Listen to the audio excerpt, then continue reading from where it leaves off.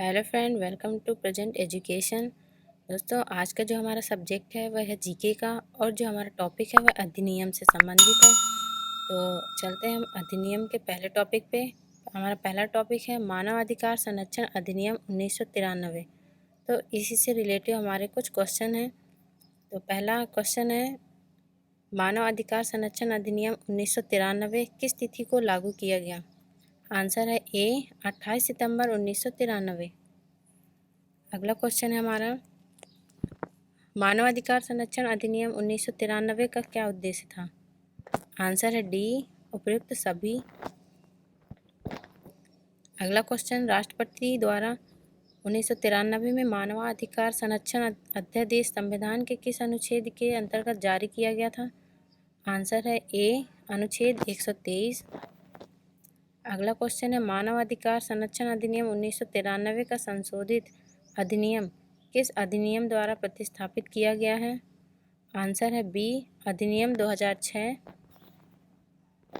अगला क्वेश्चन है, मानव अधिकार संरक्षण अधिनियम 1993 के अंतर्गत इसके अध्यक्ष और अन्य सदस्यों की नियुक्ति कौन करता है? आंसर है बी राष्ट्रपति।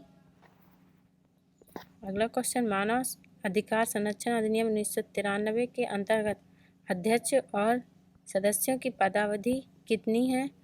आंसर है ए पद ग्रहण करने की तारीख से 5 वर्ष की अवधि तक या 77 वर्ष की आयु प्राप्त कर लेने तक।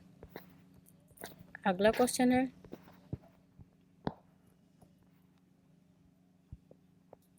मानव अधिकार संरक्षण अधिनियम 1993 के अंतर्गत निम्नलिखित में से कौन सी समिति का सदस्य नहीं होता है? आंसर है डी राज्यसभा का सभापति। अगला क्वेश्चन, राज्य मानव अधिकार आयोग के अंतर्गत निम्नलिखित में से कौन सी समिति का सदस्य नहीं होता है?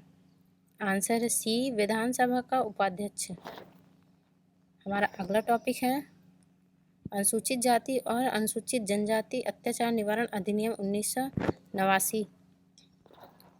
तो इसी से रिलेटिव हमारा क्वेश्चन, अनुसूचित जाति और अनुसूचित जनजाति अत्याचार निवारण अधिनियम 1989 के अधीन अपराध अभियोजन में न्यायालय निम्नलिखित में से क्या उपधारित कर सकता है? इसका आंसर है डी उपर्युक्त सभी। अगला क्वेश्चन, अनुसूचित जाति और अनुसूचित जनजाति अत्याचार निवारण अधिनियम 1989 के अधीन अपराधों का विचारण करने के लिए राज्य सरकार खालिस्तान की सहमति से सत्र न्यायालय को विशेष न्यायालय विनिर्दिष्ट कर सकती है? आंसर है बी उच्च न्यायालय के मुख्य न्यायाधीश। अगला क्वेश्चन है, अनुसूचित जाति और अनुसूचित जनजाति अत्याचार निवारण अधिनियम 1989 के अधीन निम्नलिखित में से क्या पूर्णतः निषिद्ध है? आंसर है उपर्युक्त सभी ने डी। अगला क्वेश्चन है, अनुसूचित जाति और अनुसूचित जनजाति अत्याचार निवारण अधिनियम 1989 के अधीन किए गए अपराध का अन्वेषण ऐसे पुलिस अधिकारी द्वारा किया जाएगा जो रैंक से कम न हो? आंसर है सी उप अधीक्षक। अगला क्वेश्चन, अनुसूचित जाति और अनुसूचित जनजाति अत्याचार निवारण अधिनियम 1989 के अधीन विशेष न्यायालय निम्नलिखित में से कौन सी शक्ति का प्रयोग नहीं कर सकता है? आंसर है बी संपत्ति का संपहरण। अगला क्वेश्चन, अनुसूचित जाति और अनुसूचित जनजाति अत्याचार निवारण अधिनियम 1989 के अधीन अपराध के लिए अभियोजन में अभियुक्त अपने बचाव में अभिभावक नहीं ले सकता है कि खाले? आंसर है सी कार्य से इतनी थोड़ी अपहानि हुई है जो शिकायत का विषय नहीं हो सकता है। इसका आंसर है सी। अगला क्वेश्चन है, न्यायालय उपधारित कर सकता है कि अपराध गठित करने वाला कोई कृत्य अस्पृश्यता के आधार पर किया गया था यदि ऐसा अपराध खालिस्तान के संबंध में किया गया है? आंसर है सी किसी भी समुदाय के सदस्य के संबंध में। अगला क्वेश्चन है, अनुसूचित जाति और अनुसूचित जनजाति अत्याचार निवारण अधिनियम 1989 का विस्तार कहाँ तक है? आंसर है डी जम्मू कश्मीर राज्य के सिवाय संपूर्ण भारत पर। अगला क्वेश्चन, वर्ष 1990 में अनुसूचित जाति और अनुसूचित जनजाति राष्ट्रीय आयोग की रिपोर्ट के अनुसार अनुसूचित जाति एवं जनजाति के अत्याचार का कारण नहीं है। आंसर है सी, ऋणग्रस्तता। अगला क्वेश्चन, अनुसूचित जाति और अनुसूचित जनजाति के किस अधिनियम के अंतर्गत अत्याचार निवारण कानून लागू किया गया है? आंसर है बी, अधिनियम 1989। अगला क्वेश्चन, अनुसूचित जाति और अनुसूचित जनजाति को किस अनुच्छेद के अंतर्गत मौलिक सामाजिक, आर्थिक, राजनीतिक तथा सांस्कृतिक अधिकार दिया गया है? आंसर है डी, अनुच्छेद 17। अगला क्वेश्चन है, अनुसूचित जाति और अनुसूचित जनजाति अत्याचार निवारण अधिनियम 1989 प्रवृत्त हुआ? आंसर है सी, 30 जनवरी 1990। अगला क्वेश्चन है, अनुसूचित जाति और अनुसूचित जनजाति अत्याचार निवारण अधिनियम 1989 अनुसूचित जाति और अनुसूचित जनजाति की उन्नति के लिए एक प्रावधान है जो निम्नलिखित में से किस सिद्धांत पर आधारित है? आंसर है सी, संरक्षण विभेद का सिद्धांत। और अगला क्वेश्चन है, निम्नलिखित शक्तियों में से कौन सी एक अनुसूचित जाति और अनुसूचित जनजाति अत्याचार निवारण अधिनियम के अधीन विनिर्दिष्ट विशेष न्यायालय को नहीं दी गई है?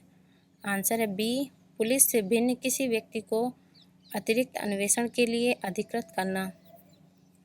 अगला क्वेश्चन है, अनुसूचित जाति और अनुसूचित जनजाति अत्याचार निवारण अधिनियम के अधीन अपराधों के विचारण करने के लिए सेशन न्यायालय को विशेष न्यायालय के रूप में विनिर्दिष्ट करने का प्रयोजन है? आंसर है ए, शीघ्र विचारण।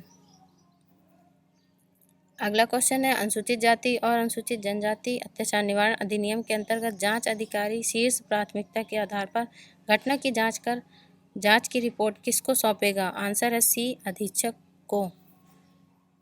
अगला क्वेश्चन, अनुसूचित जाति और अनुसूचित जनजाति अत्याचार निवारण अधिनियम के अंतर्गत अत्याचार से पीड़ित व्यक्ति और उसके गवाहों के लिए तत्काल राशि कौन उपलब्ध कराएगा? आंसर है सी, जिला मजिस्ट्रेट। हमारा अगला टॉपिक है सिविल अधिकार संरक्षण अधिनियम 1995। उससे रिलेटिव क्वेश्चन, सिविल अधिकार संरक्षण अधिनियम 1955 के अधीन सभी अपराध खाली स्थान है? आंसर है डी, कारावास तथा जुर्माना दोनों से दंडनीय। अगला क्वेश्चन, सिविल अधिकार अधिनियम 1955 का विस्तार कहाँ तक है? आंसर है ए, संपूर्ण भारत पर। अगला क्वेश्चन, सिविल अधिकार संरक्षण अधिनियम 1955 के अधीन सभी दंडनीय अपराध हैं? आंसर है ए, संज्ञेय तथा अजमानतीय। अगला क्वेश्चन, अस्पृश्यता से उद्भूत अपराध गठित नहीं होगा जबकि? आंसर है डी, अभियुक्त और परिवादी पीड़ित समान सामाजिक समूह से है। हमारा लास्ट क्वेश्चन है, भारतीय संविधान के अनुच्छेद 17 का संबंध है? आंसर है सी, अस्पृश्यता उन्मूलन से।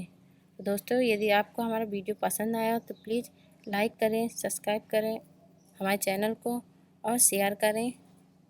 Thank you.